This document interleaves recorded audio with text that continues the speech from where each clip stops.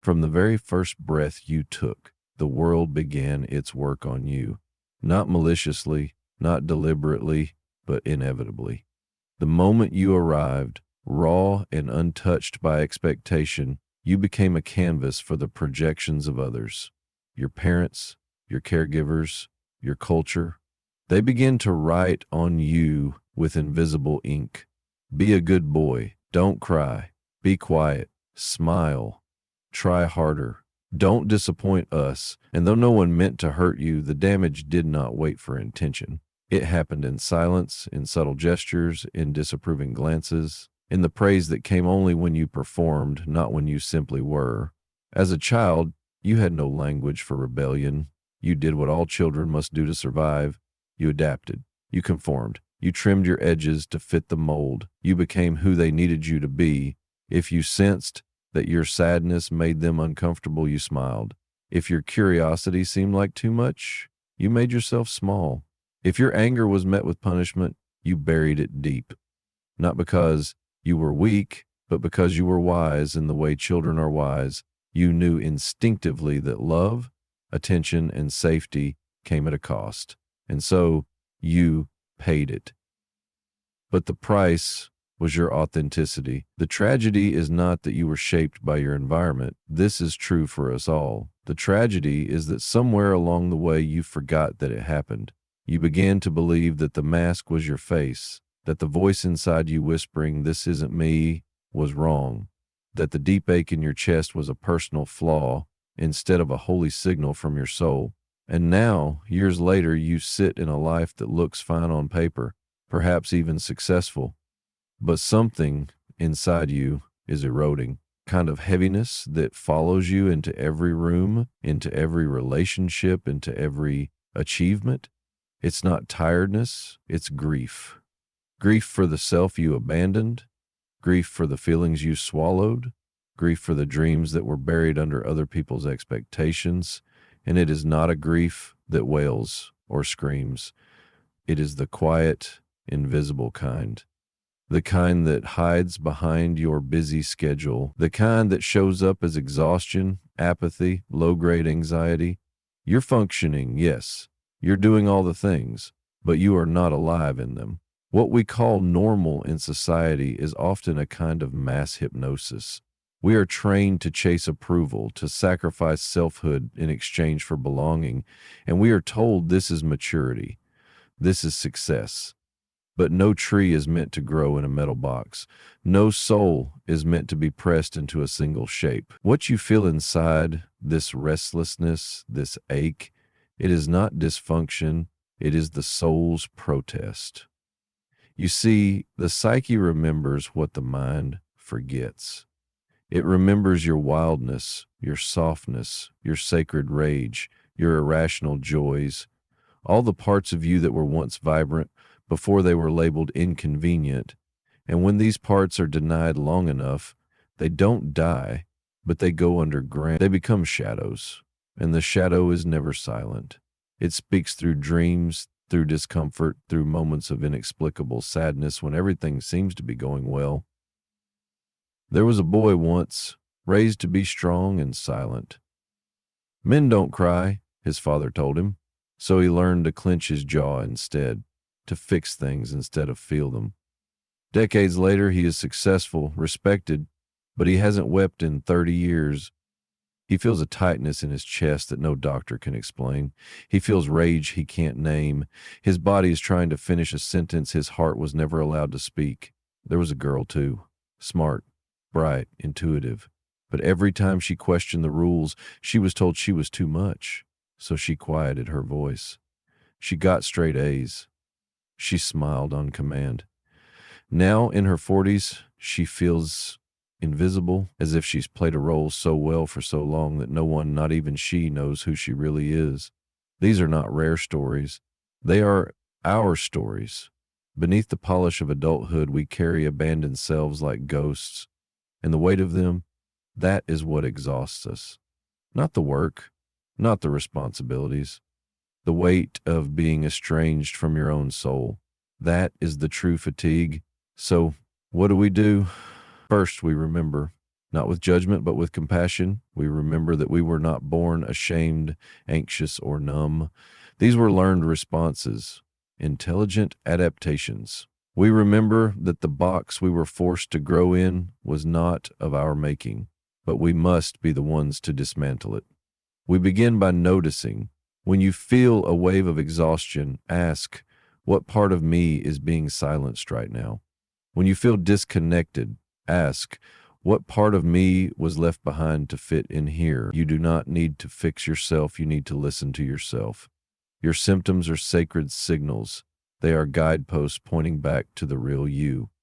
And slowly, we give ourselves permission to say no without guilt, to rest without proving our worth, to cry, to rage, to laugh too loudly. We give ourselves permission to be contradictory, complex, and deeply human. The soul is not neat or tidy, does not care about being reasonable. It only cares about being real. Yes, people might not understand your shift. They may say you've changed, and they're right. You are changing. You are shedding the borrowed skin. You are unbecoming what you were told you had to be in order to become who you actually are. That's not rebellion. That's healing. And healing is not always beautiful. Sometimes it looks like breaking down in the grocery store. Sometimes it looks like quitting a job that paid well but starved your spirit. Sometimes it looks like sitting in silence for hours because you're finally listening to the voice inside that had been drowned out for years.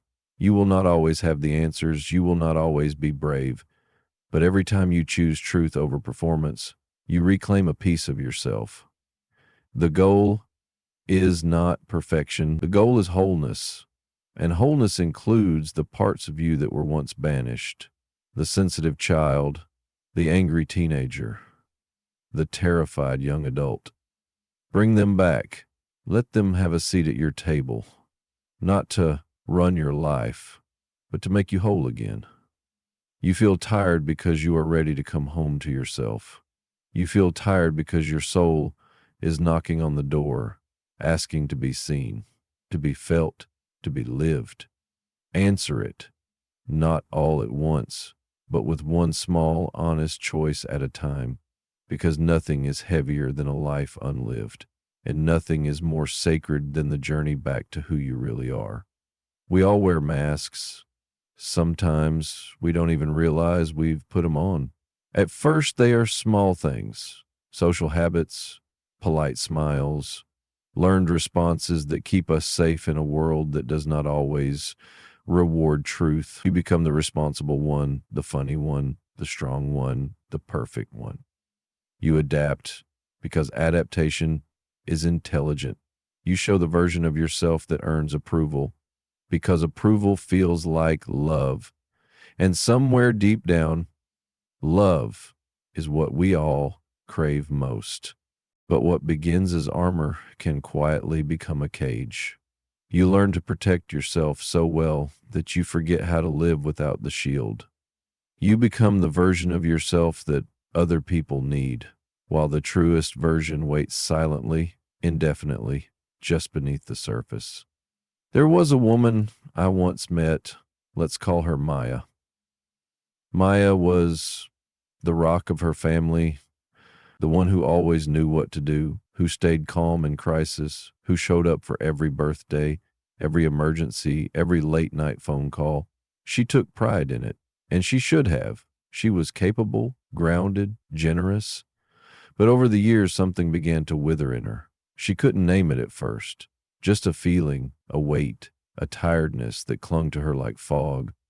And then one day, sitting alone in the car after dropping her children at school, she broke down, tears, shaking, a sense of total emptiness.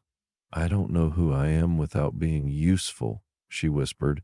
That is the quiet heartbreak of the mask. Not that it protects you, but that it replaces you. You become a role, the caretaker, the achiever, the peacekeeper. You get so good at meeting everyone else's needs that you forget to ask your own. You learn to smile through the ache, to say, I'm fine, when you're not. You push and push until you forget how to stop. And when someone finally asks you, what do you want? You freeze, because you don't know anymore. The tragedy of living too long in a role is not just fatigue, it's self-erasure. You lose the texture of your own inner life. You forget what brings you joy, what makes you feel alive, what you'd choose if no one else was watching. Instead, you become a mirror, reflecting everyone else's desires, expectations, and needs, and the world rewards you for it. That's what makes it so insidious. People thank you for being dependable. They praise you for being so easy to love, so easy to lean on. They compliment your strength, your resilience. But beneath those compliments, there's a silence, because no one asks, at what cost? That cost accumulates slowly, like a leak in a house you never fix. At first, it's just a small crack, then it becomes mold. Then the foundation rots, until one day the structure collapses not from a storm, but from quiet neglect. That's what happens to the soul when it lives too long without being seen. The mask, you see, doesn't just hide your pain. It hides your radiance, your messiness, your curiosity, your tenderness, your fears, your longings. All of it gets shoved behind the performance. And eventually, that performance becomes exhausting, not physically, but existentially.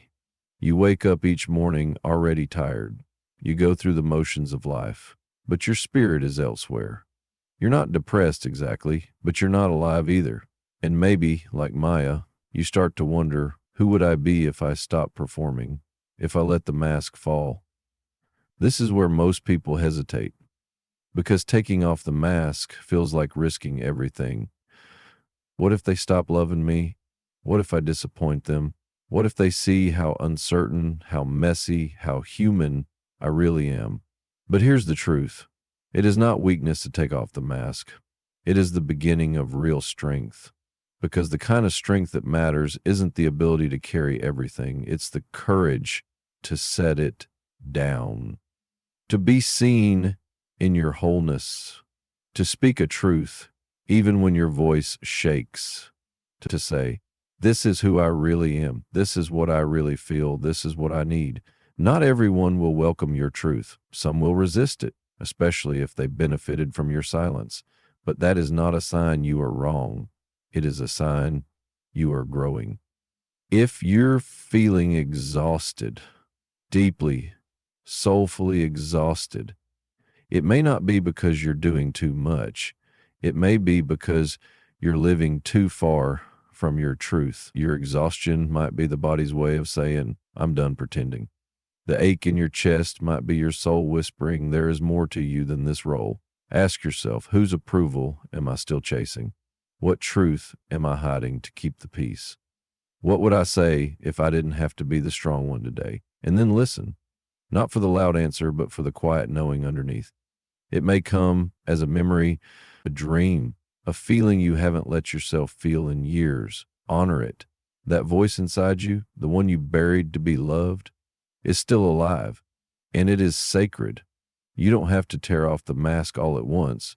You can loosen it gently. You can start with one honest conversation, one boundary, one moment of stillness where you let yourself cry without shame.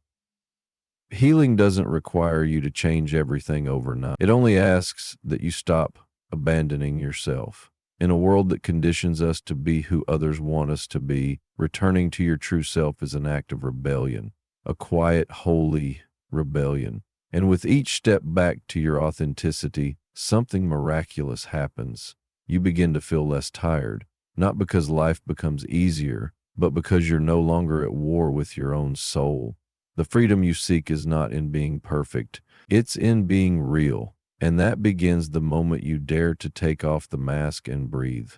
Most people don't realize they've been sleepwalking until something or someone shakes them awake. It doesn't usually happen in youth. In our 20s, we are too busy climbing ladders, chasing approval, proving our worth to the invisible judges we've internalized. But somewhere in the middle of life, the soul begins to stir, not with rage or fire, but with a quiet unease. You wake up one morning, maybe in your 30s, 40s, or 50s, and ask yourself a question that feels both absurd and devastating. How did I end up here? You look around your life and everything seems fine. Perhaps you have the job, the partner, the house, the accomplishments. You played by the rules. You followed the script they gave you. Go to school, get a degree, secure the stable job, get married, buy a home, have children, save for retirement, wait, survive, smile, and somewhere at the end of this long and tidy path, happiness is supposed to arrive, but it doesn't, because no one ever asked you, does this script fit the shape of your soul? No one asked what makes your heart come alive in the dead of night, what stirs your imagination, what secret joy or forbidden dream you buried just to be accepted. And eventually the ache becomes unbearable, not because anything is wrong, but because everything feels wrong, and yet you can't explain why. I remember speaking with a man, wealthy, accomplished, respected. He was a lawyer. He wore the title like armor. He had built a life of status, but not of substance. One evening, as we sat quietly in his study, he said the words I'll never forget. I feel like I'm impersonating someone else's life. There was no anger in his voice, just grief, a quiet, ancient kind of grief. He confessed that in his youth he had wanted to be a painter. He would lose hours in the colors, in the movement, in the wordless beauty of creation. But that dream had been dismissed by teachers, by parents, by the world. It's not practical, they said. You'll never make a living from that. So he folded the dream away like an old letter and locked it in a drawer. Okay. And he did what was expected. He studied, he succeeded, he climbed the ladder, and with each step upward, he drifted further from himself. Decades later, his body began to rebel, not in the form of disease, but in a sadness he could not name, a weariness that sleep could not cure. He wasn't tired from work. He was tired from pretending, from performing a life that didn't belong to him. He was not living, he was maintaining. And that is what happens when we abandon our true path. The body remembers. The soul mourns. You are not simply tired. You are grieving the life you were never allowed to live. Sometimes that grief comes as restlessness, sometimes as apathy, sometimes as physical illness. But beneath it all is the same silent truth. You were made for something else. And no amount of compensation, approval, or external success can fill the void created by that betrayal. But here's the truth that so many forget in the thick of it. It is not too late to begin again. You are not trapped in this script. You are not a prisoner of your past choices.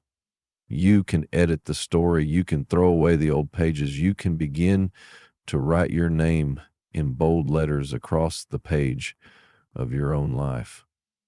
Yes, it will be uncomfortable. People may not understand. They may question your sanity. Why would you leave something so secure? Why walk away now? They will call it a crisis. They will say you are being reckless or irresponsible. But what they call a midlife crisis, the soul calls resurrection. Because what if that quiet desperation is not a breakdown, but a breakthrough? What if the ache is not a sign of failure, but a sacred invitation? What if the life you built was just the scaffolding, and now it is time to uncover the cathedral beneath? This is not about throwing everything away or making impulsive decisions. It is about pausing deeply, honestly, and asking yourself, whose life am I living? Not just in the big decisions, but in the daily ones. Who chose this routine? Who chose these values? Who defined success for me? And if the answer is not me, then there is your starting point. There is immense power in reclaiming authorship over your life. Not to prove anything, not to perform, but simply because you are allowed. You are allowed to want something different. You are allowed to be more than one thing in a lifetime. You are allowed to change your mind, your direction, your pace. There is a story you haven't lived yet, a version of you that never stopped painting or writing or dancing or dreaming, a version of you that didn't fold to fear. That voice may have gone quiet, but it has not died. It is still whispering in the background. It is still waiting. And the moment you choose to listen, really listen, something ancient in you begins to rise. It is not easy to dismantle a life that looks good from the outside. It takes immense courage to walk away from a version of success that everyone else applauds. But what is applause worth if you're the one who has to live with the silence afterward? This isn't about rebelling for the sake of rebellion. It is about returning to what is real, to what is alive, to what is yours. You are not here to impersonate someone else's idea of fulfillment. You are here to be whole. You are here to live a life that fits your soul like a second skin. The tragedy is not that you took the wrong path. The tragedy would be never turning around. But you can turn around. Right now, in this moment, you can pick up the pen. You can find the part of you that still believes. You can begin again, not because you failed, but because you finally woke up. And what greater miracle is there than awakening? The soul does not care how old you are. It does not measure time the way the world does. It only asks, are you willing to live the truth now? Because now is all there ever is. The body has a memory that runs deeper than thought. It remembers what the mind forgets or refuses to see. It carries every unspoken truth, every silenced emotion, every time you smiled when you wanted to cry or stayed when you wanted to run. The body does not lie, and when the psyche is ignored, when your inner world is denied long enough, it begins to speak in the only language it has left: discomfort, anxiety, fatigue, illness. These are not failures of your biology. These are not signs that something is wrong with you. These are signals, messages, warnings from the self you've buried beneath obligation and performance. They are not malfunctions to medicate away. They are invitations to listen, to turn inward, to face what you've been avoiding. The modern world teaches us to treat symptoms, not to question their origin. You feel tired? Get more sleep. You feel anxious? Take something to dull the edge. You feel depressed? Push through it. Be productive. Smile more. Drink more coffee. Work harder. Numb it. Escape it. Distract yourself. But the body is not so easily fooled. You can only push it for so long before it begins to push back. That persistent tension in your chest, the ache in your stomach, the fog in your mind, these are not random. They are the language of a soul in distress. Fatigue is not always a lack of rest. Sometimes it is a cry for alignment. Numbness is not a defect. Sometimes it is a boundary, protecting you from the unbearable cost of constant inauthenticity. You are not just a machine that needs tuning. You are a living psyche, rich with instincts, desires, and needs that must be heard. When these are repressed, when you force yourself to walk a path that is not yours, the system does not collapse all at once. It erodes. Quietly. You lose joy first, then motivation, then clarity, then the ability to imagine something better. That is not laziness. That is a slow spiritual suffocation. And yet we blame ourselves. We say, what's wrong with me? When the real question is, what happened to me? What dream did I abandon? What truth did I suppress? What pressure am I carrying that was never mine to hold? A study from the World Health Organization offered a piercing insight. Burnout is not merely the result of long hours or high workload. It is the result of something far more insidious: a lack of control, a lack of meaning, a lack of alignment. In other words, we do not burn out because we're working too much. We burn out because we're doing too little of what sets our soul on fire. And what's worse, we're often praised for it. Society celebrates the overachiever, the selfless giver, the one who sacrifices their needs for others. We applaud the person who never takes a day off, who grinds through the pain, But behind that applause is a dangerous silence because no one talks about the inner cost. No one talks about the invisible toll of performing a life that slowly unravels your spirit. I met a teacher once who loved children but hated the institution she worked for. She believed in wonder, curiosity, joy, but every year the system demanded more bureaucracy, more standardization, more soul-crushing conformity. She stayed for the paycheck, for the pension, for her reputation, but inside she was slowly dying. I feel like I'm disappearing, she told me. Not all at once, just in pieces. 1,000 small betrayals of her truth. That disappearance is what so many are experiencing today. You go to work, you show up, you meet expectations, but inside you feel flat, disconnected, drained. And when you try to speak it aloud, someone tells you, be grateful. You have a good job, a good life. So you doubt yourself. You shrink again and the cycle continues. But what if the problem isn't you? What if your symptoms are sane responses to an insane life? What if your burnout, your disinterest, your mood swings are not disorders, but indicators, markers that the soul is not meant to be caged in roles, titles, and rigid routines, that it longs to grow, to play, to rest, to create, to feel? We don't need more productivity hacks. We need honesty. We need people who are brave enough to say, this isn't working for me anymore. We need people who are willing to listen to the subtle cues of their body before it screams. People who value inner peace over external approval. That kind of courage is rare, not because people are weak, but because they are afraid. Afraid of being judged, rejected, misunderstood. But the longer you ignore the signs, the louder they get. What starts as a whisper becomes a scream. And if you do not answer the soul's gentle knocking, life will eventually kick down the door. Through crisis, through illness, through some sudden breakdown that you can no longer outrun. This is not punishment. This is your deepest self fighting for survival, fighting to be known, fighting to be freed.